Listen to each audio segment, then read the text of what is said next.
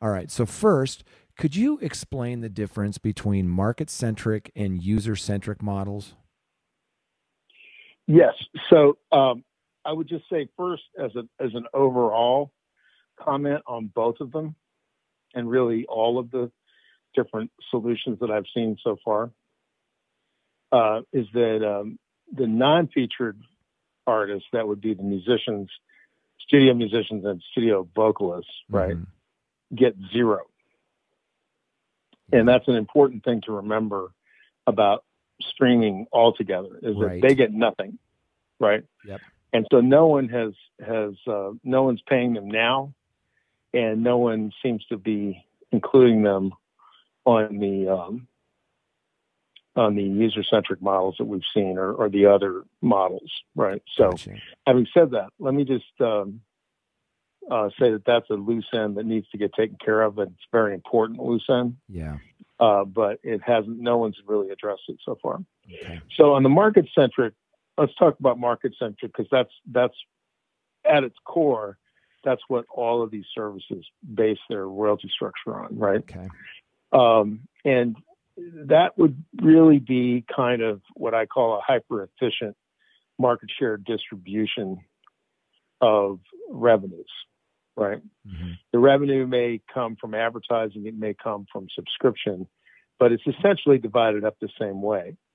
And the way that works is there's some negotiated percentage of revenue, which is itself a negotiated term. So it's not just like gross, you know? Mm-hmm. It's a version of gross with some deductions. And then there's a share of royalties, which is usually in the 50-odd% range, somewhere between 50 and 60% of this negotiated revenue number, which is then itself divided up based on a formula, which is essentially your streams over all streams in the accounting period. So this is month to month. So every month they do a new calculation that's essentially based on that formula. Now there's some bells and whistles that the majors have negotiated for themselves, and some which are known, some which are confidential. But that's essentially the formula. And the song side works somewhat differently in terms of how you get to the revenue number, but the way it's divided, it's essentially pretty similar. So what that should tell you is that if you keep the revenue number relatively constant, because the revenue number doesn't grow all that much from period to period, from month to month, right? Yep. But you have the denominator of all streams increasing in really kind of an unbounded way. And remember, they get, I don't know what the number is, but it's something like 60,000 new tracks, every day or I forget what it is, every day or every week, but it's a lot. Every day. It's north of that every now, day. But it's growing all the time. Yeah, so it's growing all the time, which means essentially that your denominator is growing all the time. But your numerator is never going to grow at the same rate that the denominator is, right? So what that tells you is that unless that revenue number is growing at a faster rate than the denominator, because your numerator is not going to grow at as fast or faster rate than the denominator, right? Because the denominator is everyone, right? Then your per stream royalty will always decline, right, over time. Yeah, because it's just high school algebra, right? So what that should tell you is that they're, whether they pay the artist directly or they pay the independent label directly or they pay the major label, that payment is going to, on a per artist, per stream basis, is going to decline. Makes sense. So ultimately, if you had to have a mathematical expression of the phrase "the rich get richer," this would be it. Right. This would be it, right? Right. So what it does is it because it treats all income this way. If you're someone who has some specific tastes, right, in music, that is not, the top 40 or even the top 20. In other words, if you don't listen to, Ed Sheeran, Cardi B, like these people, Beyonce, right? If that's not your listening taste and your taste is something else, like, for example, classical music or jazz. Jazz, yeah, particularly jazz, instrumental jazz, anything like that. Or, frankly, rock. Yeah. Less so, but rock would also be in this category. Then your subscription money, and where it's most pronounced is on the subscription side, your subscription money is always going to be going to pay people who you don't listen to, right? There's at least a little tiny sliver of what you're paying that goes to the artists that you listen to, but most of what you're paying is going to go to artists who you don't listen to. Yeah. Right. Yeah. And this is very difficult for people to get their minds around because it's kind of counterintuitive. So that right there that's the market share, the market centric, big pool, call it what you will. That's the status quo. Yeah. And that's basically what's happening today across most DSPs, correct? That's right. Yeah. Okay. I mean, with one exception, which is SoundCloud. Okay. And we'll talk about that. Okay. So with the user-centric model, tries to capture the actual usage by the individual user, right? Yeah. And so if you listen to,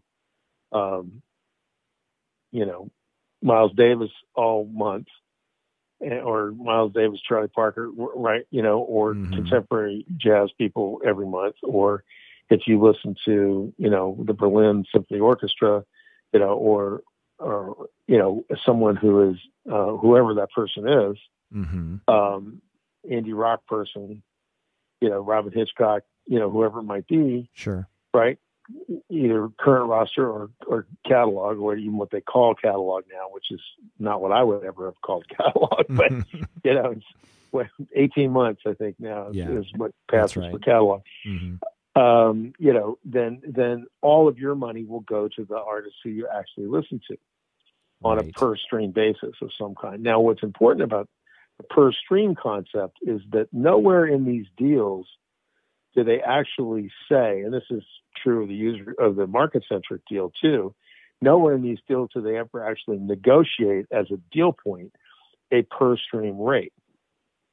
Interesting. Right? So there's an implied per-stream rate because if you pay, $1 million to Universal has to find a way to divide that up. So there will be an implied per stream rate because they have to have that in order to account to their artists, right? But there's no negotiated per stream rate. And Spotify will always say, well, we don't pay on a per stream rate, so it's unfair to compare our per stream rate, right? To anybody else. But that's as true as far as it goes, because there is definitely a per stream rate. It's implied. It may not be in their deals, and they may not pay on that basis, but it gets paid out on that basis. Right. See. Yeah. So, and if you're an indie artist like a Zoe Keating or someone like that, then you're going to get 100% of the money, right? That's paid to the label. So that it's only going down from there, right? If what independent artists are getting, which is essentially what the Tricordist that streaming price Bible is. That's an independent label, right? So back to the user-centric, you would in order to make user-centric happen, you would have to have some way to allocate that money on a per-stream basis, I think. And the idea of doing both at the same time, where you'd have a market-centric and a user-centric system existing at the same time on the same service, is mind-numbingly complicated, right? Right. To do.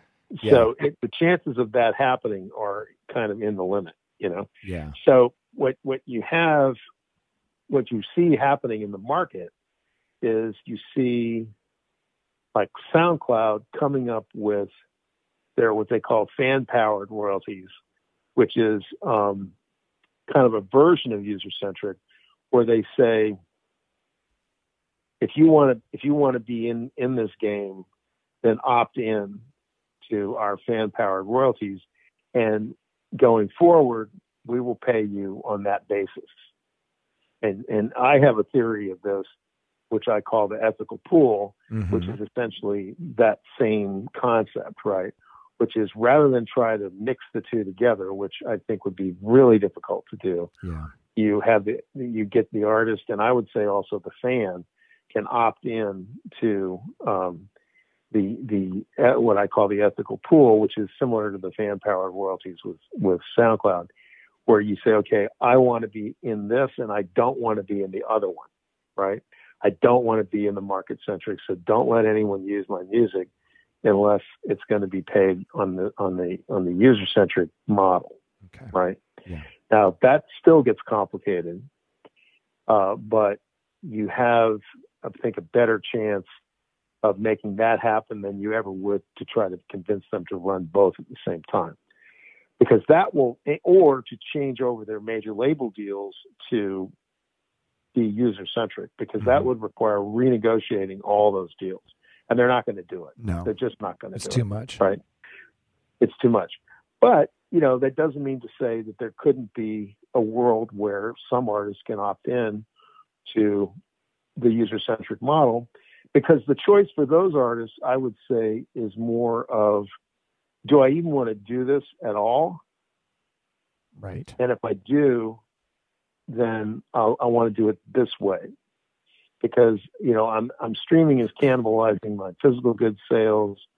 It's a struggle to keep up with any of this, and God forbid you should be, a Peruvian artist or a Panamanian artist or a Chinese artist or someone who not only then has to fight everybody in your country, everybody in your language, but then everybody in the Anglo-American sphere also, right? Yeah. So that creates a real cultural problem, right?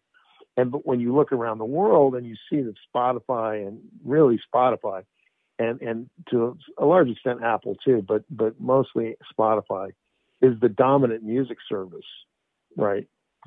In almost every country. Right. The cultural problem starts to become more and more pronounced. I mean, it used to be, there was a time when if you were in Paris or you were in Johannesburg or wherever you were, you would walk into a record store and there, a lot of shelf space would be devoted to local artists. Absolutely. Or artists in the French language, let's say, Yeah. Local repertoire, as it were. Yeah. That's really not there. And, and Spotify will say, like they said in Canada, there was a bill that came up there called Bill C-10 that was going to expand the authority of their version of the FCC, and also renegotiate the Sirius XM Canada license. And they said, Spotify was saying, well, we're very big into Canadian artists. I mean, two of our top artists are Canadians. It's like, yeah, The Weeknd and Justin Bieber, right? Okay. So how's that? What does that even mean? I mean, that's kind of like a nonsense statement, right? So anyway, so that does that answer your question? Yes. I mean, that's sort of the general idea. Well, yeah, it really helps to clarify and simplify a very complex issue that there's so much confusion about. But let me ask you this. Are there other viable options outside of market-centric and user-centric models? Well, Impala had a list of different user-centric type models that they came up with. And, those are, based on running time, they're different versions of the story. But I would say that on a high level, it still comes down to the same thing, which is trying to get a better linkage between actual usage and uh, and money, and also avoid the situation where the fan is paying for music they don't listen to. Right. Right. You know, some people have, some of the indie labels are starting to really kind of come to grips with that as a problem. Yeah. Right. And it's only a matter of time, I mean, until some consumer protection agency takes a look at that, I think, because it just sound illegal. It doesn't sound right. Yeah. No, it doesn't sound right. As my dad used to say, if something feels illegal, it probably is, you know. That's good advice.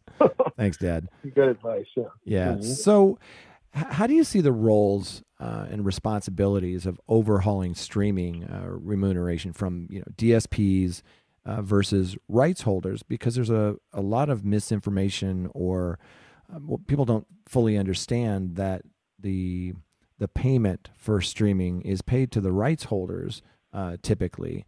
And I know there's been a lot of discussion and testifying, in this UK parliamentary thing that's been going on. How do you see the roles between DSPs and rights holders to kind of fix this problem? Does it fall on the digital service providers like Spotify, Apple Music, Pandora, or do you think it really falls on the shoulders of the rights holders, like the labels? Well, the argument that we make in the WIPO paper is that it's a little of both, right? I think you have to be careful in this situation to not disturb the private contracts that are in place, right? There's ways to make that more fair. Like, for example, what Sony did with unrecouped balances. Oh, yeah. Right. I mean, Beggars does something similar. Like they write off the unrecouped balance, or 25%. Actually, I take that back. They write off 25% of the unrecouped balance after 15 years. Right. So there's different versions of the story, because what you have is you have people who are, older artists who probably aren't current roster anymore, who are real catalog, right? Who are not seeing anything from streaming because they're carrying this unrecouped balance forward. And because it's such a little bit of money that would get applied to their unrecouped balance for their streams, then, it just never goes away, and they never seem to, get recouped. Yeah. And truthfully, with people in that situation, if you're trying to pretend that somehow, somewhere they're going to get recouped, when you've gone from something that contributes $1 or $2 per unit to recoupment versus mills to recoupment, I mean, you're just fooling yourself, right? So I think what Sony did was one big step forward, and they deserve a lot of praise for that, because that was a big decision, right? Yeah. And it has its upside and its downside. But I think you can do things within the contracts to make them more fair. I think that you could do things like what we did with CDs, which was eventually, we adopted a CD policy across the board. And I think most labels did some version of this, where you just said, okay, I don't care what your contract says, we're going to pay you the same way we pay everybody else. Yeah. Right. And so at least you've trued up, whatever your current roster is making with what your catalog is making, which is also another fairness making thing that you can do. Yeah. But what we argued in the paper was that doesn't really capture the true value that's being conferred on these services. And Spotify, unfortunately is a prime target on this, because they're a pure play, publicly traded stock. Right. And so when you look at what artists make even artists who own their own masters, right, where they're getting all the money, mm-hmm. like a Zoe Keating, right, mm-hmm. or someone like that. Sure. David Lowery, like we all know dozens of artists like this, right? Yeah. They're still, not really making any money to speak of, and they're making nothing like the value that's being transferred to the public company in terms of its market capitalization. Yeah. Because the value of that stock does not come into the picture. That's right. In the market-centric That's a model. good point. Yep.